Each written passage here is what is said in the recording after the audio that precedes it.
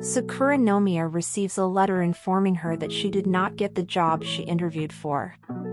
Meanwhile, Aika Mayaka's older sister tells her that dinner is ready, but when she sees Sakura's frightening expression, she is taken aback. Maika, the manager of a cafe, grins in a way that makes it hard for Sakura not to seem terrifying, but she is a shy 16-year-old who is looking for a part-time job to save up for studying abroad. Despite coming from a wealthy family, she aspires to achieve her happiness on her own. A few days later, she has another job interview, but the trains are delayed, so she chooses to run there while wearing fake glasses to hide her glare. On her way there, a man bumps into her, and their eyes meet, causing them to spin with each other. Sakura has a weakness for blonde hair. After the job interview, she admits that she failed and pouts outside a cafe's window while trying to fix her face.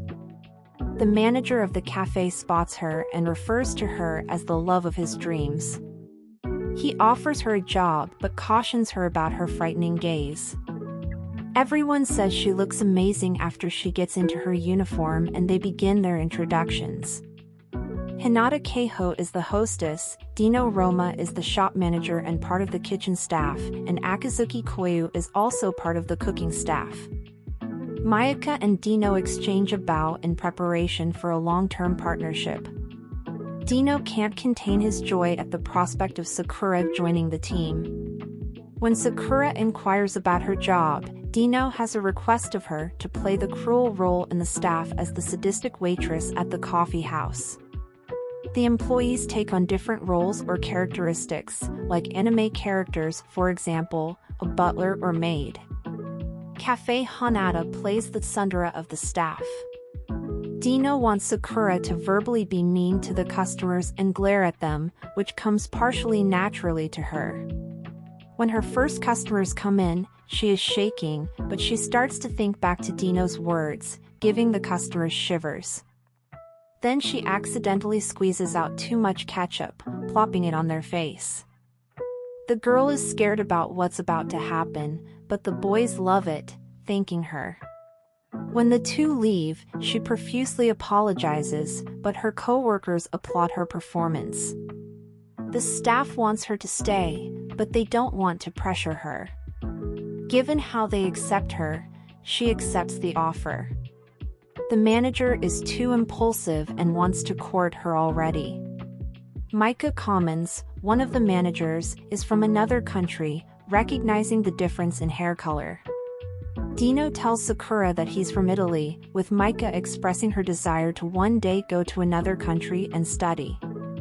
The rest guess her intentions, assuming she wants to use the money from the cafe to go study abroad. Maika tells them that she loves other countries, making the manager shake as if she's saying this directly to him. On her next day at work, Michael walks in to see the manager crying and a girl sitting on him. This girl is Mafuyu Hashikawa, a college student who, because of her size, plays the little sister character. The emotionless girl gets mad when people mistake her for being young during work mode. Mafuyu does a complete 180, turning into an upbeat character welcoming her big brothers, shocked by her transformation. Maika gets ready for her job to put on her performance. Maika wishes she could trade with Mafuyu, but when she tries to practice on Dino, the performer scares him. While Keiho is walking around, she happens to hear two boys talking about a video game that she also plays, making multiple mistakes and having to fix it with her character trait, but eventually she gives in, taking the boys' game console and playing it and then adding the boys as friends. Hanada is embarrassed that she can't control herself when it comes to video games. Maika tells her that it's fine and that she also plays games, getting Keiho excited. Coming to realize later on that she's talking about traditional games and not actual modern games. After work, not to suggest that they go out to the arcade for an arcade date, Maika has never been to one before, so they make sure to make memories of the trip. Keiho is an arcade veteran, being great at everything and attracting a large crowd wherever she goes. At work, Maika wants to practice so she can fit in with the rest of the staff perfectly, but scaring the rest of them thinking that they're walking to a curse. They also inform her that she's sitting on the chair with him, staying up all night watching anime again. She decided to smile the entire day, with this attracting the attention of all the male customers. Later in the day, a foreign English speaker walks in with the rest of the staff just watching in the back. The girl walks in closer so she can study but startles the man, and when the two of them start to speak, she's unable to understand what he's saying but tries to act like she does, watching something online to make it look like she understands, which makes his heart flutter. For their monthly meeting, Dino wants to bring in something to the cafe that they're lacking, like adding something to the menu.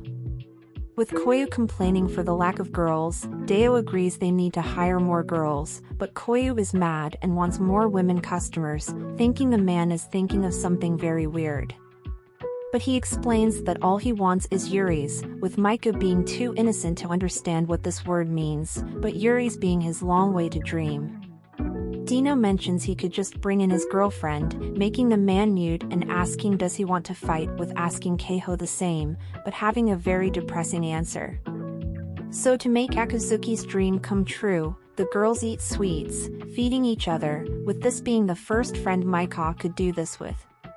Mayaka tenses up, bringing out the sadistic smile. Work mode. Maika spills ice cream on her vest, feeling embarrassed. Maika cleans off Keiho's sweater while Mafuyu walks in.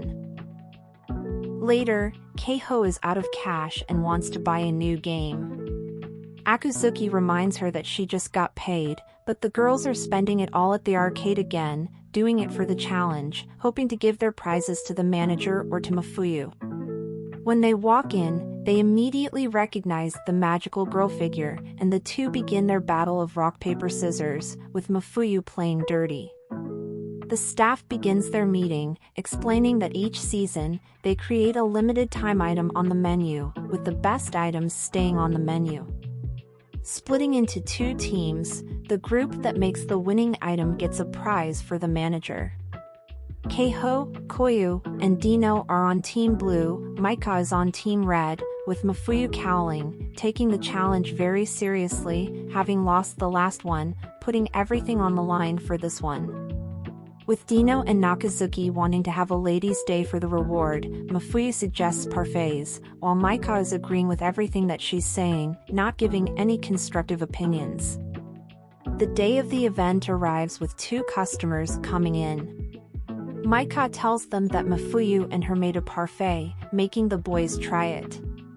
When one of the boys bites into it, he's stunned, being spicy, salty, and sour, tasting awful, making the customers think it's part of her suggested character, with the rest of the male customers interested in the treat. With the two selling out of parfaits and having to shut down the store early, the victory goes to Team Red, with the rest of the staff asking what did she put into the parfait. With the girl putting in salt, vinegar, and Tabasco, assuming that they were all different ingredients from Mafuyu's prize, she makes Mayaka dress in a mature girl cosplay. Mayaka walks in early to work the next morning to find the manager on the floor, having stayed up all night again watching anime, explaining he likes anime because the pretty girls back in his country. None of the other girls have black hair. Maika tells him that she's also interested in anime of other countries when first being intrigued when she was 5, back when her father was visited by a foreigner. Since then, she was bored with Japan, having been surrounded by traditional Japanese values, but was more fascinated by the other ideas of other countries, wanting to dye her hair at 5, making her mom think that she was turning into a delinquent, falling in love with the Kentucky Fried Chicken statue, then pestering her parents for a chimney because she wanted to capture Santa Claus. The two of them talk for a while, with Dino missing out on the conversation.